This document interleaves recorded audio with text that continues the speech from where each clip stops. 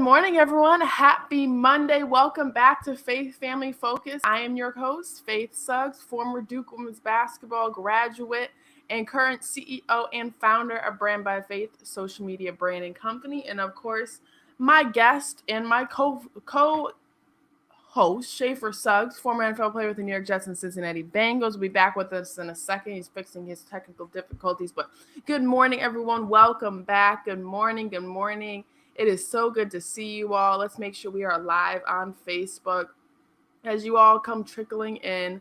Exciting news today, of course. The WNBA Draft is opening up tonight. It is the 26th season of the WNBA. Amazing stuff going on. We have an amazing draft coming. So we'll, of course, dive into that and the draft experience all together as NFL is right around the corner, as well as NBA. And, of course, we can't help but talk about everything that's going on in the news as well, including an unfortunate loss to the sports community with Dwayne Haskins, quarterback with the Steelers and the Washington Commanders is what they're called. But yeah, so exciting stuff for you all today. Good morning. Good morning. I see your comments. How are we all doing today? Good morning. So amazing stuff coming today. We're going to dive into, of course, what's going on around sports, like we said.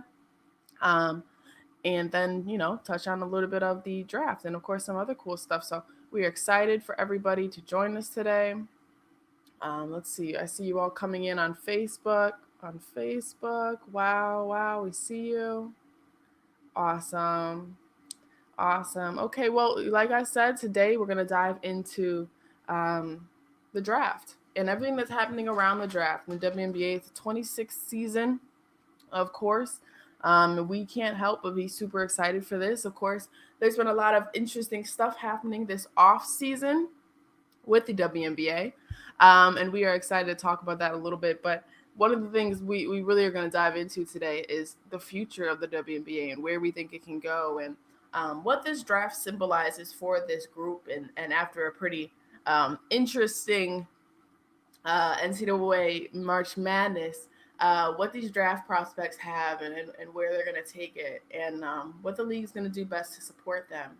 Right. We saw an amazing NCAA March Madness, like I said, but we also saw a very interesting Athletes Unlimited season brought to you by the players, and the players taking control over, their own contracts and their own opportunities and their own teams. And really, you saw a lot of athletes who get maybe missed out on the WNBA season, get opportunities in this Athletes Unlimited League. So a lot of stuff happened this offseason for the WNBA. And so this is why this draft is going to be very interesting to see who gets picked up, who doesn't get picked up, and a little bit more. But let's bring on our co-host, Schaefer Suggs. Good morning, Schaefer. How are you? Good morning. StreamYard didn't like the iMac computer, so I had to switch over to the smaller computer. Can you hear me okay now? Yes. Okay. Yes. That's always a challenge, moving a computer in the middle of stream. So we're back. How are you? Good. How was the weather in Chicago? I feel like it's spring almost. Yeah, we're getting there. Oh. We're getting there. The trees are budding. Obviously, this is the best part of the year because I start thinking about my roses. So I'm anticipating that. Actually, I kept them in the pot on the deck, and I think I might be able to save a few of them. So I love this time of the year. Easter's coming up this weekend. Baseball's starting, which is I'm not a huge fan of. But more importantly, some milestones are happening. But the drafts. The WNBA draft, and of course, the NFL draft are coming up, which is something we're going to talk about today. So I'm excited about this show. I just realized we gave our predictions on who was going to win the NCAA championship. I was right. I picked Kansas. What did you think of the national championship game this year, which was last week? Monday this time. Yeah, we haven't talked since. I thought it was an amazing Final Four. It was an amazing game between Duke and North Carolina. It lived up to the bill. And then the Kansas North Carolina game was equally as exciting. Kansas, for some reason, has a way of coming back. You think they're completely out of the game, and they have a way of just coming back. They showed their resilience, and they deserve to win. I was sad to see how the game ended. You had two kids go down for North Carolina. I thought would probably impacted the game, but it's still even with those two injuries at the end of the game, it still came down to one shot, and I just really enjoyed the Final Four. Congratulations to the Kansas Jayhawks. Yeah, I think those injuries, well, one of them was fatiguing, the air knocked out of him, and the other one was prolonging from the first game of the Final Four. Mm-hmm. It was lingering from the previous game. But it's very interesting. I wasn't at all surprised by Kansas's comeback because we see them do it not once but twice this last season. But also, they just looked like they're a second half team, and that's okay, right? Some teams are second half teams, and I think that they really showed that. I mean, 17-point deficit is not easy, but if you give me 20 minutes, 18 minutes, I can do a 17-point deficit for the national championship. So I think that, I think it was very interesting to see. I think Bill Self coached really well. I think he was the best coach in the situation down the stretch. I think Hubert Davis really got him in the first half, but I think Bill Self, I don't know how he did it. But one thing that Kansas started to do is like I said, they started to push the ball. They're so fast. You know what I mean? Like, and that post player they had, who we thought would be a non-factor, turned out to be a major factor. Yeah, in that game. It was interesting because I think there was a clip or there was a commentator commentating when he went out the game and how Bill Self told him that he really needed to step up because he was like a non-factor. And he had just a brief conversation, and it seemed like after that he came back and he just came to play. Not that he wasn't ready to play. He just for some reason wasn't impacting the game, and he did a really good job of just turning it around. Yeah, no, he did. No, it was an exciting game. I will say that was. I mean, no matter what, though, Kansas won the national championship. But unfortunately, UNC won the Final Four because it was just we've never seen a story like that. It was just such an amazing Final Four for sure. But you know what I noticed? A lot of people commented on how big the stadium was. And I realized I wasn't the only one who had some sort of weird feeling towards the stadium and how big it was for a basketball game, right? Some people were saying, one, the depth perception is crazy, right? We saw so many air balls and missed layups. We also saw kids stepping out of bounds multiple times. I don't know. To me, I think it's an amazing sight. I think it's important for the national championship game to be in a space that, 80,000 people can watch it. However, basketball has always been in stadiums. Yeah. So right. To me, I was just like, it was too much. Like if you had been in there, you would have been like, okay, it's too much for basketball. And there's a lot of arenas like that, right? But a lot of them, when you talk about basketball arenas, go up. They don't go out. And football stadiums go out. And that's what it did. And it just, for me, it was a lot. I don't know if student athletes felt the same way, but I'll tell you about those air balls in the first beginning. I mean, that game all those games had to be won in the paint. No question. The threes helped, but, you got to start in the paint inside out. But yeah, no, I saw a lot of people commenting on that. I was very interested to see. Of course, the NCAA will never hopefully change that because you want, 70,000 people to watch the most important game in basketball on the men's side. But very interesting indeed. But yeah, no, wonderful stuff. And now we move on. NCAA women's finished right before that. South Carolina took over, and now we are leading up, like you said, and I touched a little bit on when you were off, the draft. This draft season, right? NFL is around the corner. WNBA is tonight. NBA is right around this summer after the playoffs. Actually, there's something I haven't mentioned to you. The Lakers. This is news of this morning. Lakers aren't going to make the playoffs. And let me read off the roster for that team: Anthony Davis, LeBron James, Russell Westbrook, Carmelo Anthony, Avery Bradley. Okay. The Lakers are not going to make the NBA playoffs. What are your thoughts on that? they don't deserve to make the playoffs, right? They don't deserve to make the playoffs. I mean, the reality is you got to play. You have to win a certain amount of games, no matter what the dynamics of what's going on with your season. Injuries, guys they're having internal issues. At the end of the day, if you don't win enough games, you don't make the playoffs. So I know the narrative that you're trying to introduce. You got all those superstars. That's not what I'm trying to introduce. Okay. Well, talk to me about that. Kareem Abdul-Jabbar spoke out, and he wasn't trying to offend LeBron James.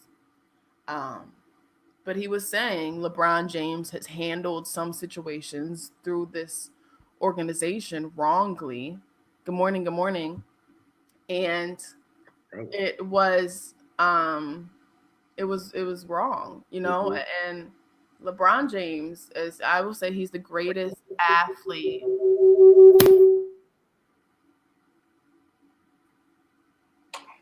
He's the greatest athlete right now in the NBA. We've not seen someone do this at his age, at his explosiveness and performance. And, of course, his health is unbelievable. Anthony Davis, I mean, that's a letdown routinely every single year. It's very disappointing. I really do wish him well, but that is an unfortunate thing. Carmelo Anthony has no part in the failure. Russell Westbrook did not step up. The Lakers have every asset, and we can't say their age is a factor because when Scottie Pippen and Michael Jordan and those amazing teams made those runs, they were 30 plus, 33 plus, 34 plus, right? They were old. They were just around the same age as today's Lakers, right? That's a bad team. The Lakers was a bad team. We did not construct it correctly. I think Frank Vogel, while he maybe was a great coach in another organization, he's not the great coach in a LeBron James organization. I think that they made a mistake 2-3 years ago coming out of the bubble, thinking they need to reconstruct the entire team and program. What? I'm sorry. And I just think that, I'm very disappointed, but I'm not at all surprised. I did not see the Lakers making the playoffs this year. I mean, LeBron's amazing, but he's not. It wasn't a well-constructed program, and it was not a well-constructed team. And I don't want to say Russell Westbrook was the fault. I just think that they were missing a piece, and that piece to me was Anthony Davis, who was not healthy for most of the season, right? And that team was constructed to have 4, 5, 6 healthy players at all times. The Lakers worked all over the place. So, no, this offseason is going to be interesting. The rumor was Frank Vogel's getting fired today. He spoke with the news last night or this morning saying he hasn't heard nothing. So it's going to be interesting. But it's always, you see these super teams. We see them be successful. We saw the Golden State Warriors create a super team. We saw the Miami Heat create a super team. Cleveland Cavaliers create a super team. And then we watched the Lakers do it. And the Lakers, on their second time around trying to make these super teams, it just didn't work. And it is not because of age. Because we've seen age become successful. It just didn't work. Right? Like, this just wasn't a well-constructed situation. And so it was very disappointing. Not at all surprising. I want to know what Lakers going to do now with Anthony Davis going somewhere else, right? It's just all together like LeBron, what are you going to do? Because he's taken a big major role in constructing a lot of the teams he plays on. I mean, we can't say his opinion doesn't matter.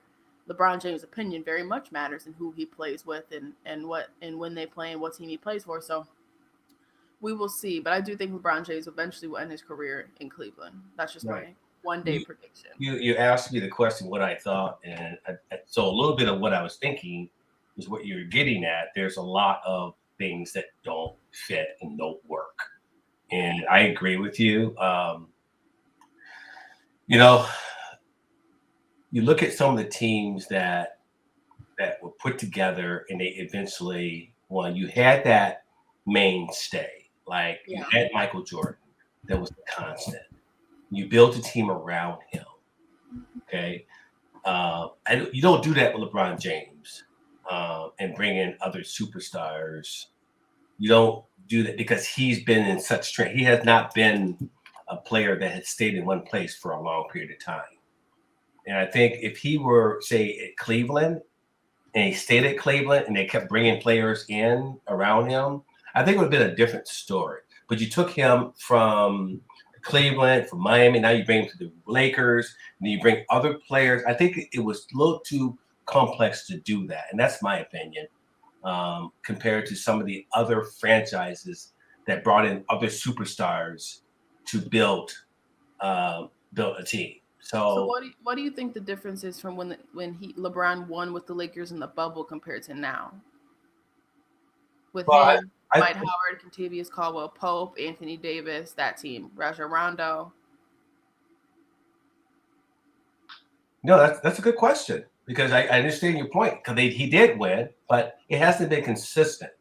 I mean, why picked the wrong superstars too? Yeah, it hasn't been consistent. So you have a point, because there's so many moving pieces within that organization, Faith, that you mentioned, that really impacts the results of this team. I mean, you can go out with the owner, the general manager, to you're bringing in superstars that are at the final chapter of their careers. A combination of all those different things obviously impacted the results of this season. So it's an ongoing conversation. Yeah, I just wanted to know what you thought. Okay. I wanted to know what you thought. And you know what? And another thing is, I've been saying this, and I think Anthony Davis is an amazing talent in the NBA, right? We will not see someone like Anthony Davis probably for a very long time. I think Anthony Davis maybe isn't the superstar that should be with other superstars. I think Anthony Davis is great with role players around him, allowing him to move and set the pace, similar to how Kareem was with the Lakers right before Magic joined. It was, the offense was ran because Kareem wanted it ran a certain way, right? The way he wanted it on the block, so we could do a sky hook. It was not up pace. And once Magic entered and joined the Lakers, they started the up pace style of offense. And Kareem had to buy into that. And he did, and he embraced it, and that's why they bought into it. Yep. I think something's wrong with Anthony Davis's core or his body balance or something, because his injuries all come from him being off balance. And I don't know if that's because he's out of shape or what. Or maybe he's just a freak human, right? Maybe his body, like what we're seeing with Zion Williamson, maybe their body is just too much, right? They can't control it, right? We've seen that with people. Not everybody can have the balance and radical cat-like reflexes as a Dennis Rodman, right? But it's just, maybe that's what we're saying. But I think that there's a piece in there that's I don't think Russell Westbrook's the issue.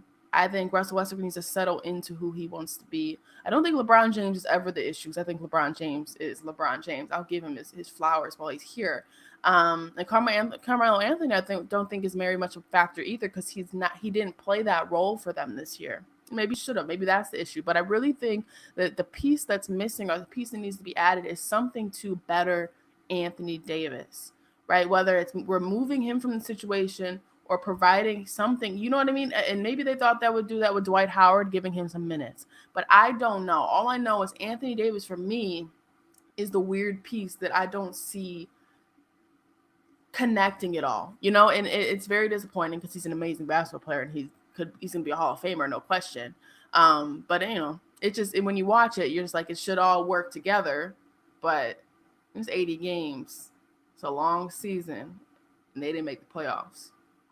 Right. There's no reason they shouldn't have made the playoffs. I have my own opinion. I don't want to go off into the weeds with it. I think he needs some development. He needs to be resilient, and he hasn't been. And until he gets to a point where he's resilient, he's sustainable within an offense, and he understands, his talent. Because he's there, then he's not there. He's there, and then he's not there. Right. We're gonna struggle. So, but that's a good topic, and it's a continuing conversation that we need to have as his career unfolds. Well, he's been in the league for a very long time, right? So, I mean, so we're having a conversation. He's still an all-star. You know what I mean? Like, Anthony Davis still does stuff that we've never seen someone do before, right? He's taking the ball off the wing, Joel Embiid style, right? The only issue is Joel Embiid's playing more minutes, more games. That's just what it is. Chuck and Shaq call him street clothes. I think that's not fair. I think that's not kind at all. But it's the narrative you've kind of set for yourself in your career. and we're starting to see Zion Williamson as he's trying to figure his stuff out. You know, your health really matters. I think I saw there was only 5 to 6 players in the NBA that have played in every single game this year. Right. Which, when people keep saying that, I'm like, you guys know that they play 80 plus games, so I think it's ridiculous. They play 80 plus games. How many games they play in the NFL? Faith, it's a different game. You don't compare them. They're completely different games. Like baseball, they play more games than the NBA. Right, but like how much physical body and beating are you taking in baseball? I understand. Basketball is a grueling game. Right. How many minutes? They play 10-minute quarters. Right. 14 10-minute quarters. 14-minute quarters. Holy cow. Right. 14-minute quarters. They have 4 quarters, and there's a regular season cap of 8. No wonder we're not seeing. When I probably have never seen, when I went to a Bulls game as a kid, how many times did we see the star player play? We didn't. I don't know. That's all I've always had an opinion on that. Played basketball every day. I'm sorry. Yeah, you don't play. Magic Johnson played basketball every day. Larry Bird played basketball every day. Magic Johnson did not play 80 games. But they played. Right, but do you see what I'm saying? He didn't play 80 games, so it's not equivalent. Well, how many games did they play? You said that they played. The Magic Johnson and Larry Bird, they did not play the same amount of games as the athletes now. I would love to see the difference in the number of games they're playing. And here also this, Magic Johnson's game was different. And his career also did not end the way that most athletes' games ended. So Magic Johnson did not play the amount of games that LeBron James is playing. And Magic Johnson's body would not have looked like the way LeBron James is an alien. We have what are we doing? I can't. Magic Johnson, no, Michael Jordan and LeBron James, and I'll say Kobe in there, but Kobe's body started to fail him towards the end. LeBron James and Michael Jordan are crazy for the way their bodies have withstanded time. Because I'm sure if we were like, Michael, go out there and play right now, Michael would be like, sure, no problem. When we run circles around these guys, Dad, they're aliens. But no, it just, yeah, no, the game, I don't think the season should be as long as it is. And that's all, I think. Yeah. And I'll get that stat for you. But here's the thing also is how, I mean, it's all about money. It really is. It's about money. And I just get back to, they're making a lot more money and I get it. But I just don't, so this is the old school conversation, and which is why we're all hurt and beat up and we can't, but these guys are not as tough. They're not as tough as they're not, there's so many different reasons why they don't play. Do you also know something? In 1988 to 2004, the NBA added 7 more teams. Okay. 7 more teams means more games, more traveling, more opportunities. And I'll say this also. Yes, I think today's generation they're not looking like, oh, wow, I tore my MCL, I'm going to go play tomorrow. They're not doing that the way that. They're not doing that. But with a hangnail, they're supposed to play, okay? When they what? Looking at the finger that they can take. I don't see people do. I also think this. I think they take these injuries as an opportunity to rest. That's what I'm starting to see more and more is like, it's like, okay, well, you fell and like maybe you have concussion protocol. That's sit out for sure. Right. But like what you said about the fingers and stuff, which we saw Kobe fight through, and we've seen LeBron fight through. I think they use those opportunities as days of rest. That's a good point. Because I still think it's crazy that they're playing 80 plus games with 14-minute quarters. It just, to me, I'm just kind of like, I know they don't play the whole 14 minutes of each quarter. I know that. I know they have certain time restrictions and substitutes, but I really think it's absurd that we have that many games. But we have that many games because it's entertainment, right? We want people to come watch the games. We want to make money off these guys, and that's how they make the money they earn. But I don't know. I just think it's pretty crazy. Even when we came off the bubble and went immediately right back into an 80 game season this season, what to me was insane. So I don't know. That's just my perspective. I've always thought that because NFL is just as successful, right? Just as fun to watch, just as lucrative with less games. right? And I know that's historically how they've done their schedule, right? But those guys take a beating every single day in football. You can only play one football game a week, though, Faith. It's a different game.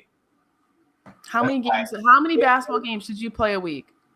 In college? How many basketball games should you play as a professional a week? You can the NFL player, they play one game. NBA, how many games do they play? How many do they play right now? 5, 6. That's insane. So if they're playing 5 or 6, that means that they can play 5 or 6 games, right? I mean, what makes you think that? Well, they're doing it, right? They're not. That's why they're sitting out for busted fingers. That's all I'm saying. I just think that 5, 6, like maybe 3, maybe 4. You have a point there. They're probably. I mean, a lot of it is revenue. A lot of it is revenue. A lot of it is TV. A lot of it is money. It's money. And that's why they have other kids on the roster too. Right. That's why we're bringing up more G League players than we have ever before. Ever. That's all I'm saying. It's just kind of like, I mean, quality over quantity. And while I think the NBA is a very well-run league, I think it's one of the best-run leagues of all of our sports leagues in America. Way better than NFL, of course, because, you know, the NFL has a lot of issues within it. The NBA is definitely entertainment. It's so entertainment, right? And that, like you said, it's extremely about revenue. And you say the same thing, but that baseball is not bringing in the revenue that LeBron James and that gang is bringing in. They aren't. You know how much money the Lakers make in the crypto stadium now? It's an event. It's a no one goes to watch the basketball games. It's an event. It's an event. It's an experience. Like, if you guys have not been watching the Lakers doc of the show behind the scenes, I think it's Winning Season or something, where it talks about when Jerry Buss bought the team and he turns the games into an experience and not just basketball. The moment Jerry Buss entered the NBA, he changed the NBA. He changed the entire layout. Yeah. It became Showtime. Yeah, it became Showtime. It became, okay, let's add 15 more games. Let's add 20 more games. Let's add 7 more teams. Let's add cities. Let's add this, right? And here's the thing. I think a lot of people forget this. Like, well, we're paying them millions and millions of dollars. Yes, we are. Right? Yesterday, Drew Holiday checked in for 1 minute, and he made $225,000 for his bonus. While Drew Holiday deserves that bonus, I think he's the best defender in the NBA. That's a lot of money. And that's 80 games right there. Because Drew Holiday's part of a league that plays 80 games. He's getting $225,000 bonuses. That's all I'm saying. So wait, let's pivot really quick. $225,000. Yeah, I got drafted by the New York Jets in 1976, 33rd pick overall. My total contract for the 3 years was worth $225,000. Yeah, you're not wrapping your it's because they playing 8 games. Like, we making money off these guys, right? And I saw something, if you guys haven't been watching LeBron James, I think he's in his 4th or 5th season of The Shop. It's the show where they all sit around the barbershop and have conversations. He brings on, you know, celebrities, musical artists, actors, athletes, right? And the last episode I watched, he had Asia Wilson, Rick Ross, Gunna, LeBron, and there was one more actor, right? And Asia Wilson was talking about how when they get drafted into the WNBA, they have the rookie salary, right? Which is $70,000, $80,000. They earn that salary. And then their next contract, women, yes, WNBA, their next contract. So let's say Asia Wilson comes into the league, 1st round draft pick. LeBron James comes into the NBA, 1st round draft pick. Yes, we know they're 2 completely different players. No one's comparing the two, but we're saying in their stature in their league, they are the same, right? Asia Wilson finishes her 2 years or whatever her rookie contract finishes. Boom, clap. LeBron James' next phone call is, okay, 80 million, 90 million, right? Asia Wilson's next call is 105, 125. It's not men regularly. Each year you're in the league in the NBA, your contract grows, right? That's in the WNBA, your contract does not grow that way. It's not You have to genuinely become a Diana Taurasi, a Candace Parker, an Asia Wilson. You have to win you have to win WNBA championships to be able to get those contracts, to get your stock up. That's just the dynamic of the league. But it's just so wild to think of WNBA players, and the Euro Cup finals were this weekend for the women's Euro Cup. Elizabeth Williams, Kayla McBride, Bria Hartley. I mean, they were all on one team. Then you had Gabby Williams from UConn. It was two teams, right? Met in the Euro Cup finals. Gabby Williams' team won. But if you saw that crowd out there watching women play, Dad, they were like losing their minds. They were treating their Euro Cup finals women's basketball like it was the NBA finals. You could see it was just like, oh, they put money into this, right? They invested into this. And so it's just like, we created this atmosphere in the WNBA, right? It's only 26 years old. We're kicking off the 26th draft tonight. But we have to find a way, same way the NBA did years and years ago, right? Before Jerry Buss, and then Jerry Buss happened, they had to keep reinventing the wheel. We have to find a way to create equity within the two leagues, right? And I'm not saying Asia Wilson deserves millions of dollars, right? She can make that off the court. But I am saying that when these athletes like a LeBron James, like a Asia Wilson, like a Diana Taurasi are playing routinely year after year after year, and we're watching them still become successful each year, we have to provide revenue to match that success. We have to, right? And so when I'm watching the WNBA draft tonight, which you will as well, we're looking at these young ladies. They're going to make what, $70,000, $80,000 their first season. And then next year they might not make $70,000, $80,000. They might just make 90. They might just make 95. They might make 85. But it's just a completely different mindset between the two leagues. And I know one's newer and one's older, but it is very interesting if you guys haven't watched that show to see her break down.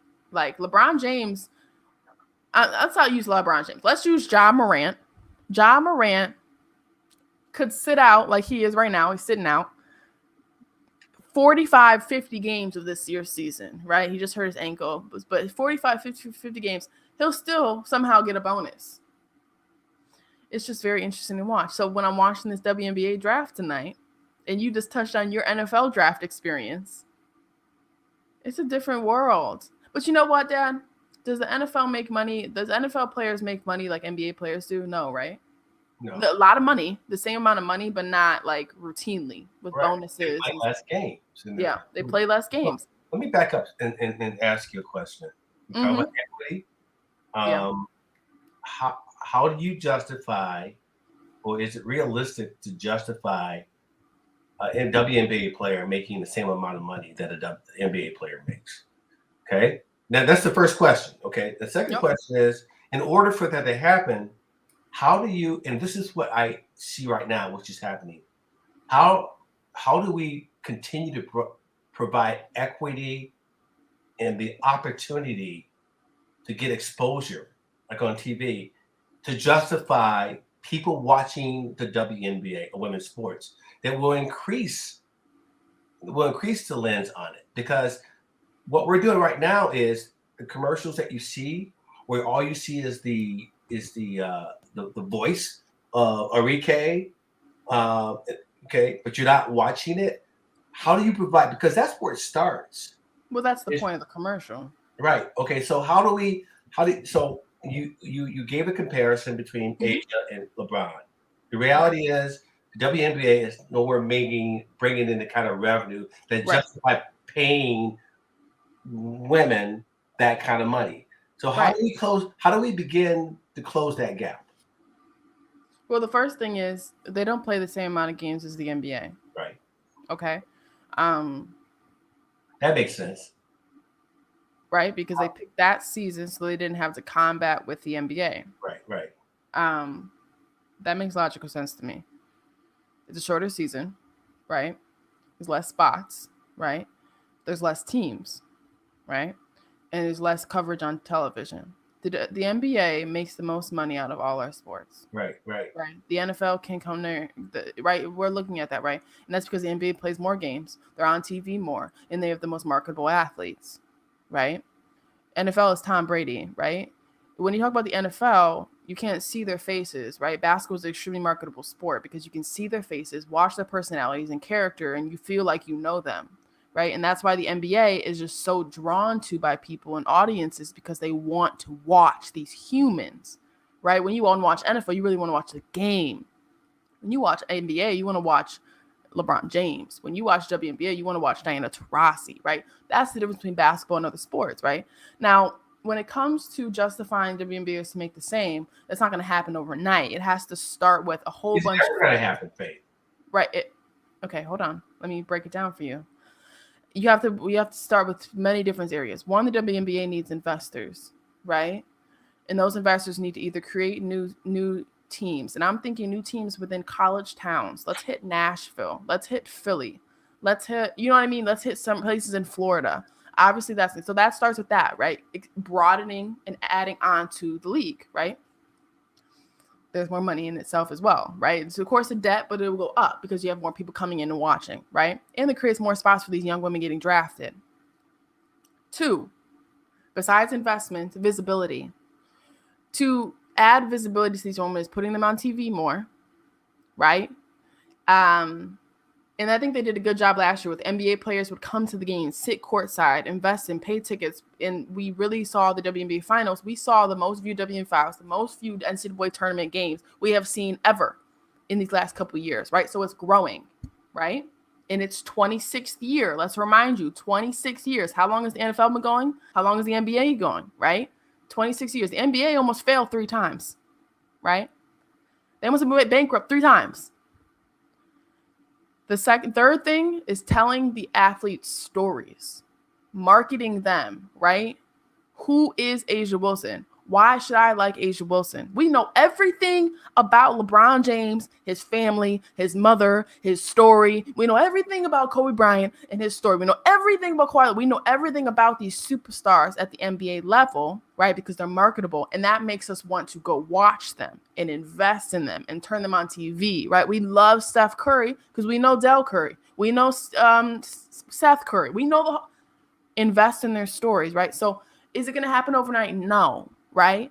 But don't say never when you're only in year 26 and the NBA is in year 75.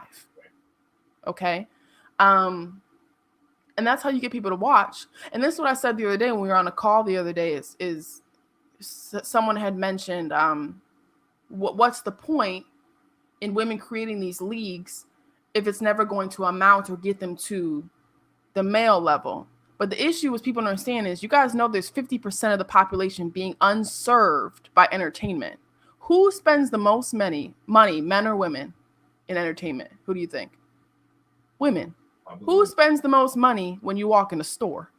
So women. How do you get? So okay, there's a population of women. How do you get them to want to embrace this and not succumb to the stereotype that's not what it's supposed to be? Right. Telling the stories. And I think that like men sometimes forget, like just because you're not hearing it doesn't mean it's not happening. Mm-hmm.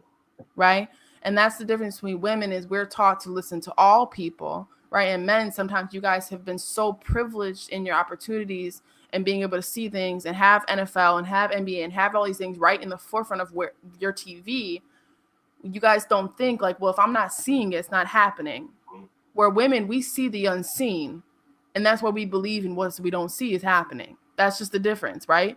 And so when I talk about like it's only in his 26th year, it's only his 26th year, right? So and WNBA is not perfect. It's made a lot of mistakes this offseason, right? And a lot of athletes are very frustrated with how the WNBA is handling things, right? We should have had more teams by now. We should have had more investment. We should have been on more TV more.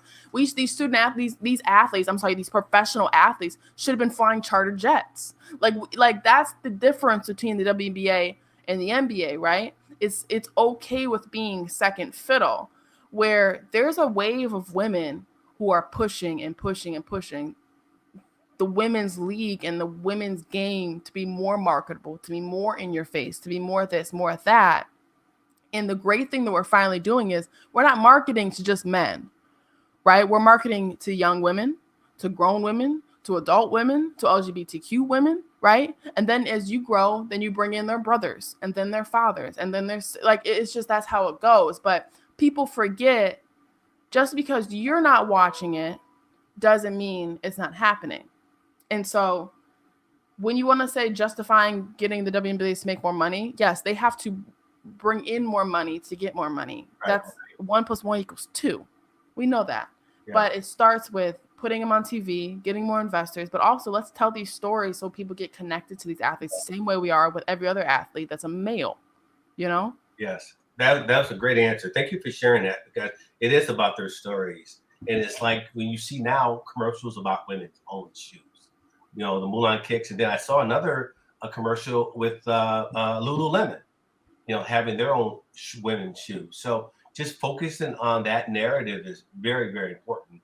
And of course, this is over this past few years, you know, getting the lens on focusing on the on equity within sports is extremely important. Well, actually, across the board, which is extremely important. And so, to me, being a dad of a female athlete, you know, I have probably more of a lens. But then there's certain you know, parts of our population, man, that don't even really care. They won't ever watch it. But that's unfortunate. But I think, how do you grab that population? How do you grab them? That's the thing I think people are understanding is no one's wanting to grab them. Yeah. Okay. Right.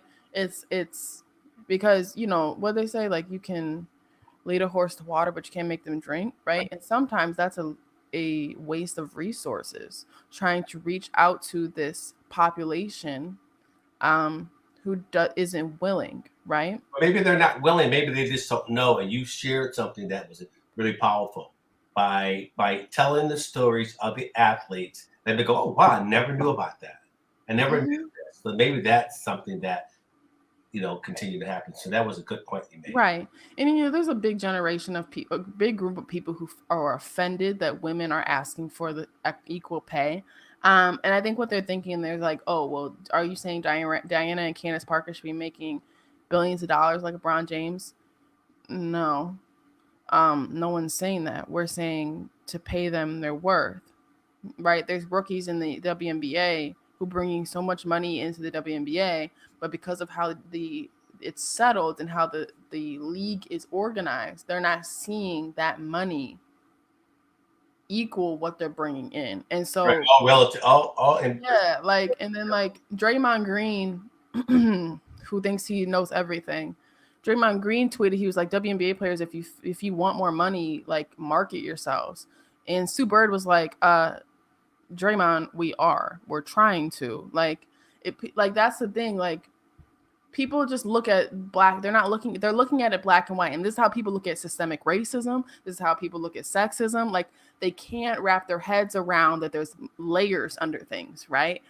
Women want to get on TV, right? There's no women in television fighting for them to get on TV, right? We're pushing that narrative as well, right? We're pushing getting women in journalism. That's why Dawn Staley is going to give a piece of her net to all Black women journalists, because she knows how important it is to get diversity within the storytelling, so you can get people to tell the stories of the women's players, so then they get them more money, right? It's just all together. It's a process. It's a growth. We're only in the 26th season of the league, right? And so that's why it's like, no one's saying tomorrow we should cut Diana Taurasi a check for millions of dollars, even though the Euro Cup probably already has, even though Russia has probably already done that.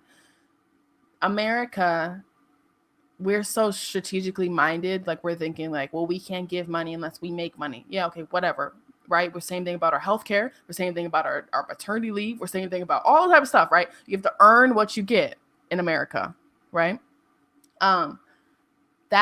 That mindset is what restricts the women's game and women's sports, right? Because we're putting a limitation on it by what we don't believe in it, because we're not seeing the money come through, right? But there's a whole 50, there's more women on this earth than there are men. We know that, right? We've like done the science, right? That's just how it goes. No, seriously. No, think about it. What gender lives the longest? Women normally outlive their partners, their male partners, if they're married. That's normal, right? And then, you know, eventually they die later after because of heartbreak syndrome and everything that we've learned.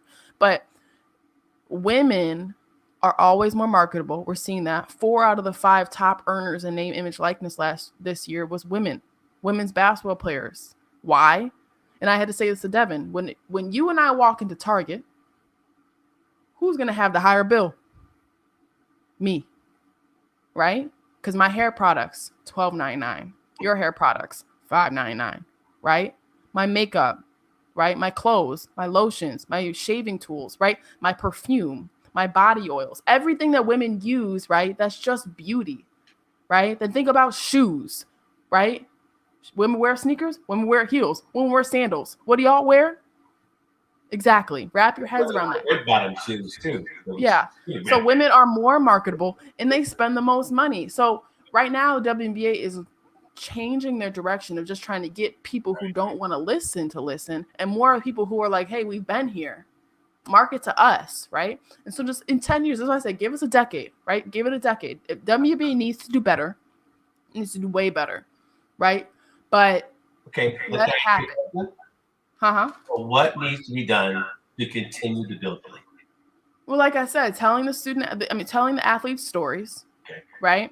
Putting them on TV more, right? Giving them more visibility to who they are on TV, the same way we do with the men, right? Same way we do with Serena, right?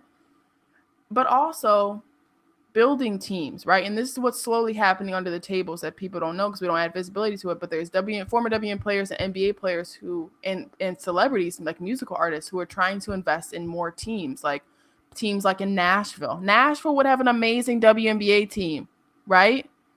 Somewhere in Florida, Texas, Midwest, right? Get Philly one, right? You know how many colleges around Philadelphia? Like go towards the market. Right? But in order for you to build, and the NBA had to do this too, like I said, they added 7 teams from 1988 to 2004, right? More games, more athletes, more stories, more money.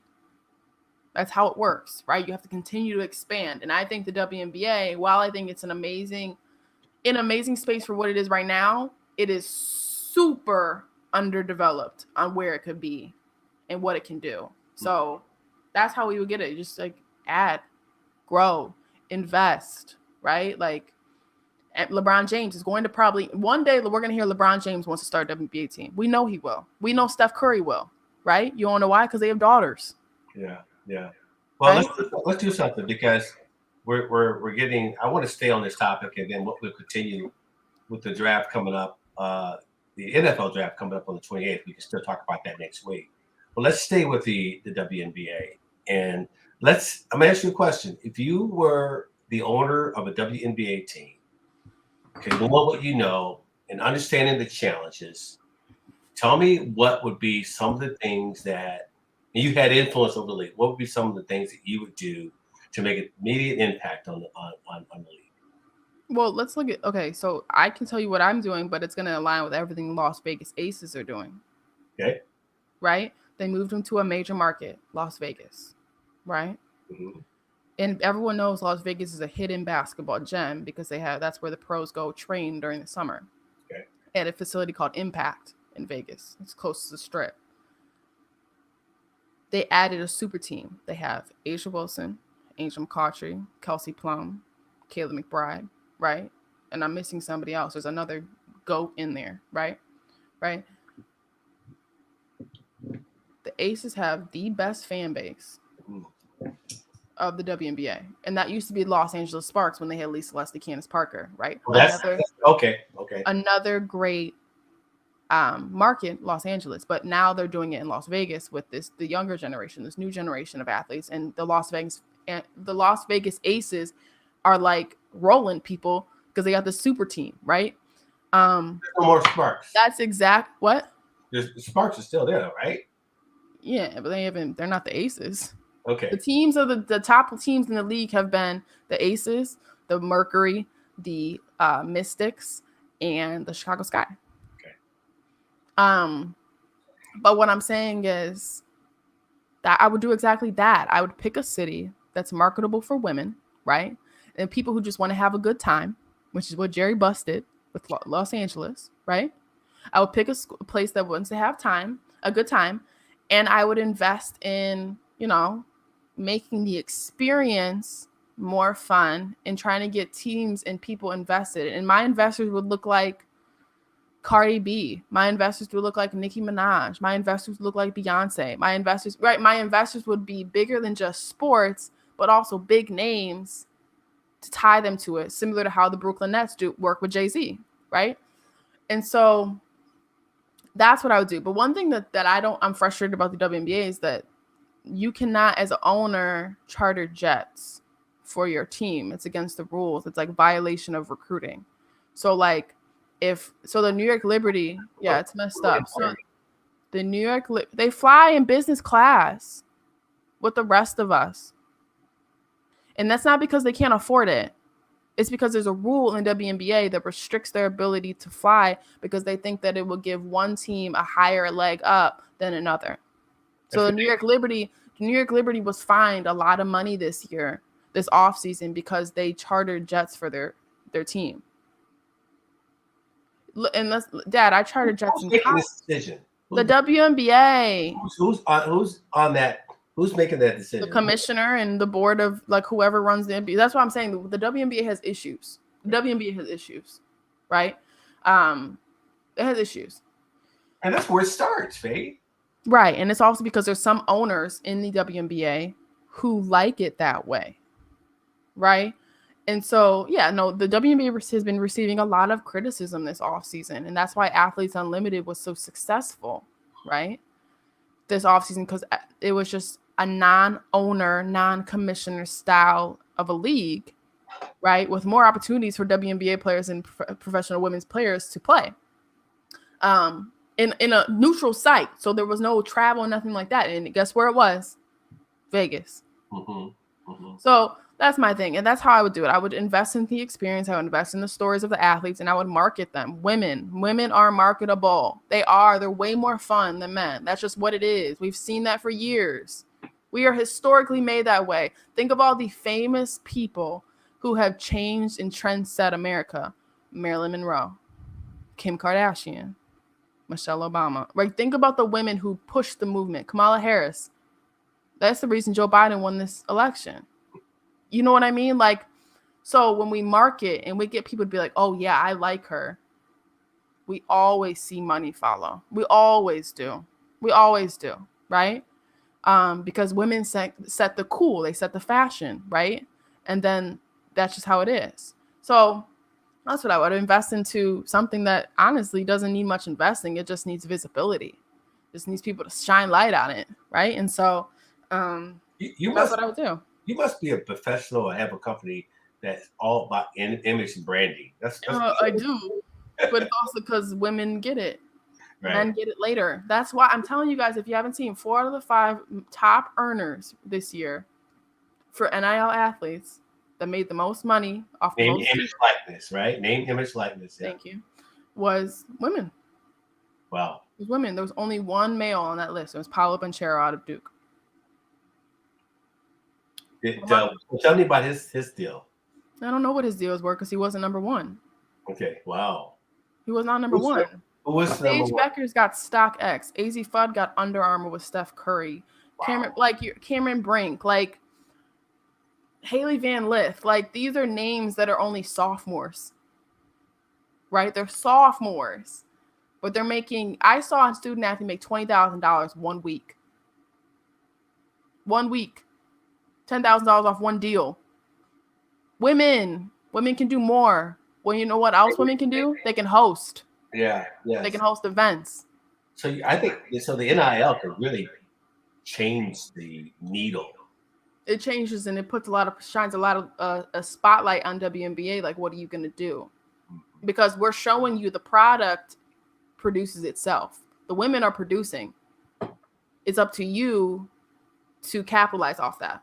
You know what I mean? Like if I'm telling you to sell the Big Mac, if you can't sell a Big Mac, that's on you. Because everyone knows the Big Mac is easy to sell. You know what I mean? McDonald's has been doing it for years. So yeah, great show. Great stuff. Great conversation. Thank you everyone for joining us this wonderful Monday morning. Have a good week. Of course, thank you to Facebook, Roku, Apple TV, and of course, our key platform out of Phoenix, Arizona, E360 TV. Again, this is Faith Family Focus. We're going to use our faith as a vehicle to help heal and sustain others on strength of their own family core. And of course, our slogan. Let go, let God, let go, let faith, let go, let Lord. See you all soon.